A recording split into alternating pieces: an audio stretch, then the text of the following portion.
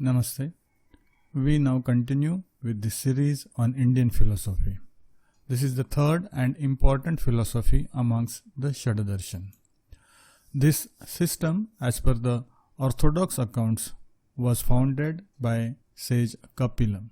The basic text of this system is Sankhya Sutra, which consists of 6 chapters with 526 sutras. This philosophy was mainly propagated by sage Kapila's disciples Asuri and his disciple Panchashikha. The complete work of Kapila's is lost and it is not yet has been found. However, there are some sutras from this text quoted in Vyasa Bhashya on Yoga Sutras of Patanjali around 200 BC. By far the earliest available and reliable work on the Sankhya is Sankhya Karikas of Ishwar Krishna around 5th century AD. It has 70 stanzas in the Arya meter and hence sometimes designated as Sankhya Saptati. It contains a brief but brilliant and lucid exposition of doctrines. This work has 2 well-known commentaries, that is on Sankhya Karika there are 2 more commentaries, that is Sankhya Karika Bhashya of Gaudapada, who is the guru of Adi Shankaracharya around 700 AD, and Sankhya Tattva Kaumudi of Vachaspati Mishra around 840 AD. The Sankhya Sara of Vijnana Bhikshu and Sankhya Pravachana Sutta Vritti of Aniruddha around 15th century AD are other works of importance. After stating his views and defending them with the help of appropriate quotations from the Upanishads, Badarayan, in his Brahma Sutras, on which Vedanta philosophy is based, the Badarayan starts his criticism of other schools. He starts it with the criticism of Sankhya philosophy. And while commenting on this aspect, Adi Shankaracharya, who lived in 780 AD to 820 AD, has given the reason that why Sankhya system was chosen first by Vedantis to criticize. The word he used is Pradhana Malya Nibarahan Yana. That means by the maxim of overcoming the chief wrestler. This is very significant. If a well-known wrestler overcomes the chief wrestler of opponent's group first, then it is as good as all the other being vanquished, even without fighting them. This shows how important system Sankhya Darshan is. Now let us think about what is this name Sankhya. The origin of word Sankhya seems to have been an enigma. Some thinkers derive it from Sankhya, that is number, and opine that it might have got his name since it enumerates the ultimate principles in creation as 25. Others, however, think that since it stresses jnana or knowledge as the only means of liberation, and since Sankhya means jnana or Samyak Khyayate, the word fits very well with the system. Now let us see what we are going to see in this brief video, brief narration. It talks about the pramanas, that is, what are the ways for acquiring knowledge, the methods of knowledge, pramana. Then prameyas, the objects which are to be known through these prameyas, which is in Sankhya philosophy is called Satkaryavad. So through Satkaryavad, the main object to be known are Prakriti, which has got 23 evolved, and Purusha.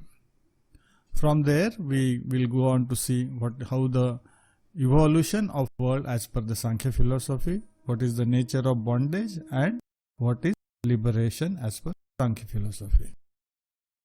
Let us now see what are the pramanas. Unlike many other systems, the Sankhya accepts only 3 pramanas or valid sources of knowledge.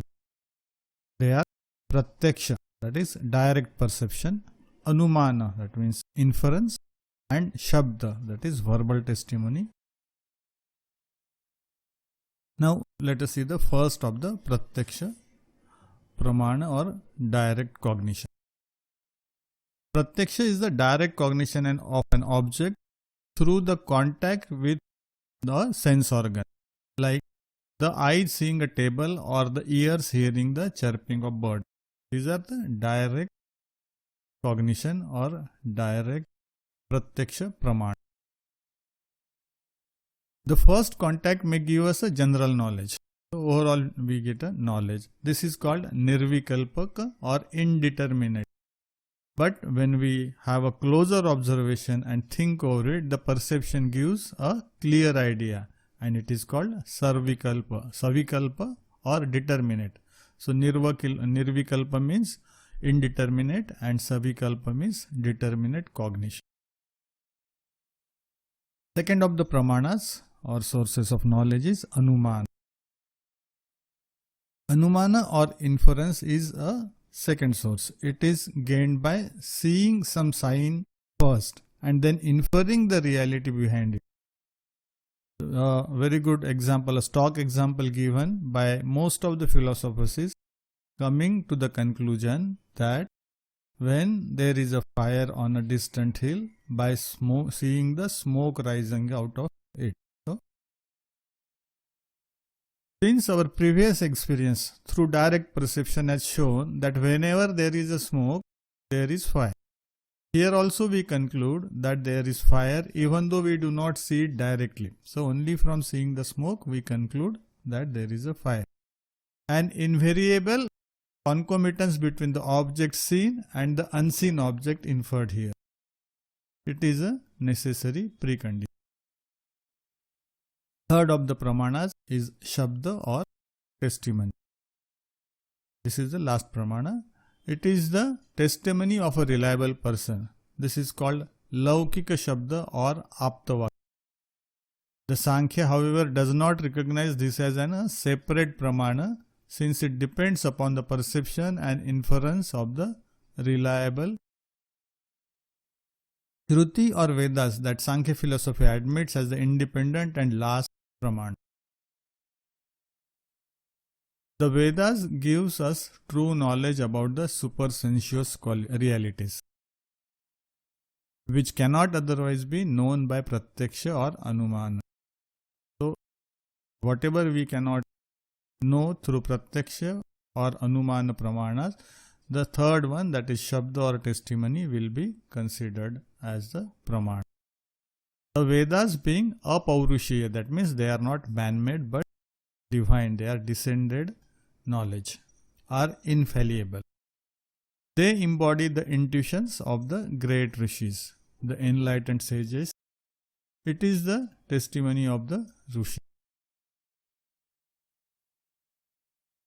Now, through these pramanas, let us see what are the prameyas or object to be known as per Sankhya philosophy. Adopting the principle of from the seen to the unseen or from known to the unknown, Sankhya metaphysics has reduced all the realities in our experience to two fundamental and eternal substances. First is the Prakriti. It is also called Pradhana and Avyakta. The insentient nature, the matrix of all lifeless and unconscious objects. And second is Purusha, the being, the conscious self or the soul. So this leads us to the philosophy of Sankhya, Satkarya Vad, which states that the effect or the karya always pre-exists in the cause. That is, karya pre-exists in the karana before manifestation.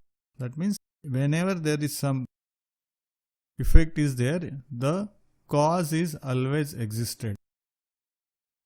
For instance, when a pot is prepared out of the clay, the pot already existed in the clay, though in a potential form.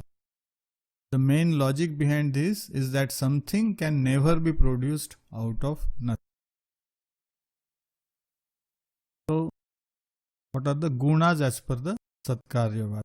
Applying this argument, that is Satkaryavad, there is no effect without cause. The world of our experience, where every object is seen to possess the three characteristics. So every object has got three characteristics, whatever we see around us. These are pleasure, pain and indifference.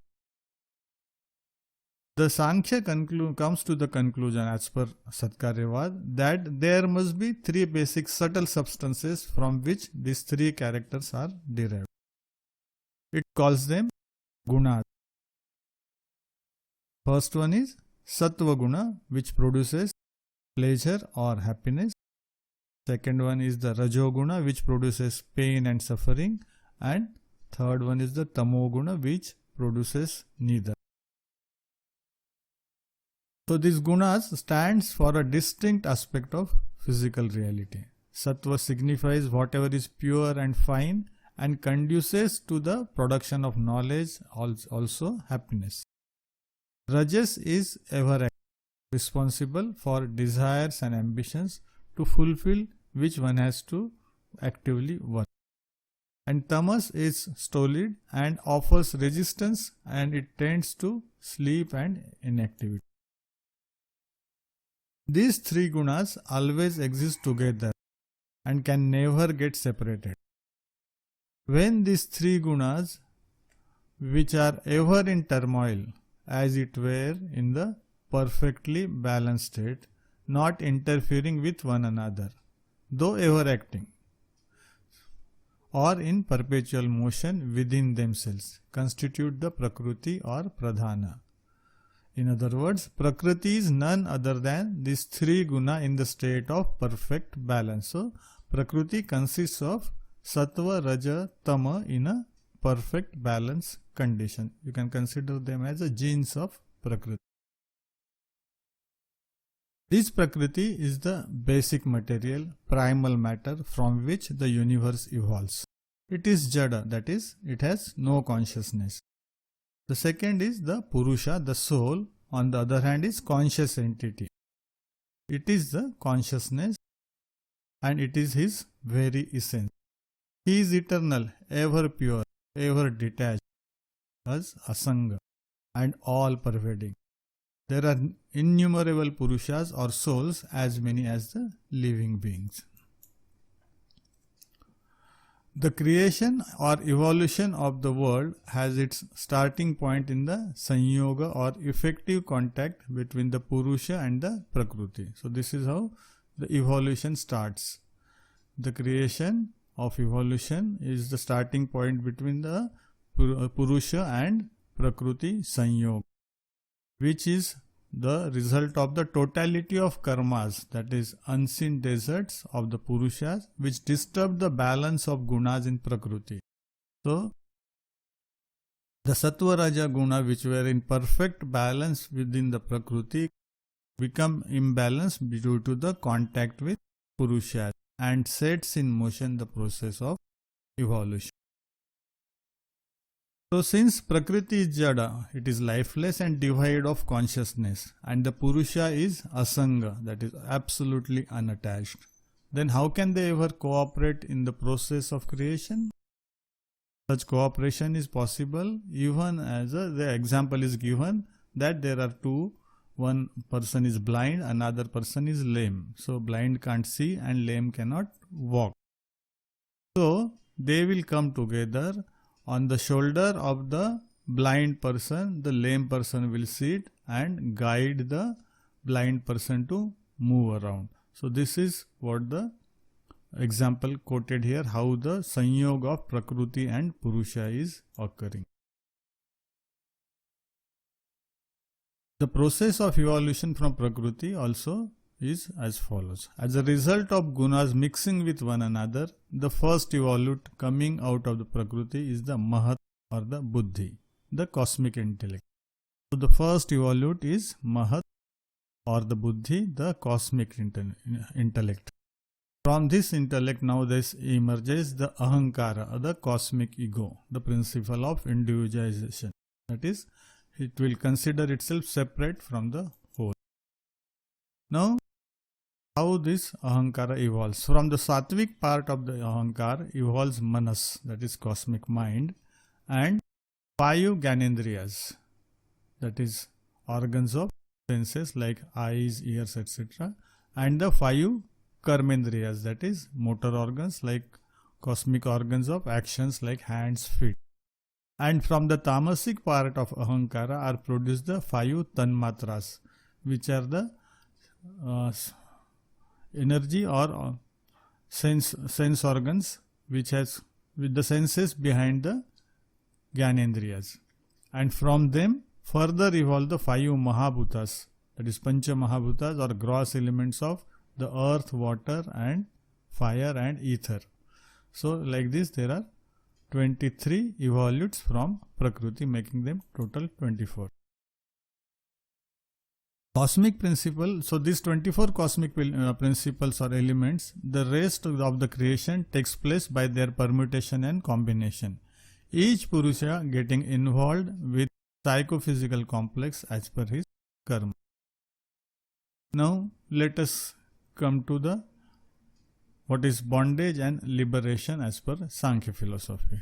It is interesting to note here that according to Sankhyan metaphysics, the very purpose of evolution of the Prakriti into this world is to give the Purusha one more chance for liberation. Again, it is the same Prakriti and its evolute, the world, that binds him once more.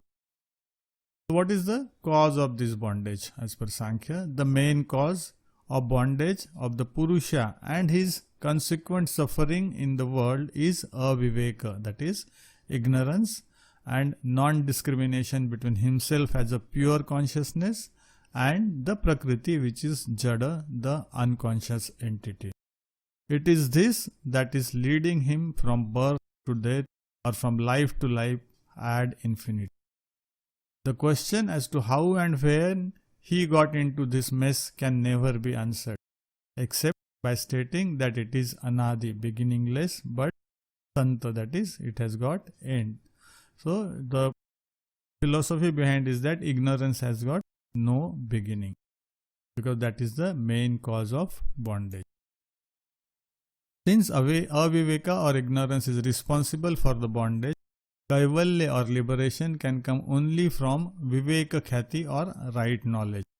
Khyati means knowledge in the sense of direct experience, and viveka means separating himself as the Purusha, a pure conscious entity which can be attained by following the 8 steps of yoga, wherein the Purusha or the soul is the object of meditation. So there are 2 kinds of liberation. The Sankhya Darshan accepts Jivana Mukti and Videha Mukti as 2 kinds of liberation. The Jivan Mukti is attained even while living here, the body continuing to live for some more time after the liberation till the Prarabdha karma, the karma that was responsible for starting this life, is exhausted. In this state, the perfect man continues to live in this world, though not of the world. The final liberation comes after the death of the body. That is why it is called Videha Mukti, and the person will never come back to this mundane world. He will attain the state perfectly free from all pain and suffering, though there is no experience of bliss. However, since Chaitanya or consciousness is his essence, he will ever remain in his own state. So let us conclude. So final philosophy of Sankhya is by obtaining knowledge of the reality of world about Prakriti and Purusha, we achieve the freedom from bondage or liberation. We will move on to the next philosophy, Yoga philosophy, in the next video. Thank you for listening.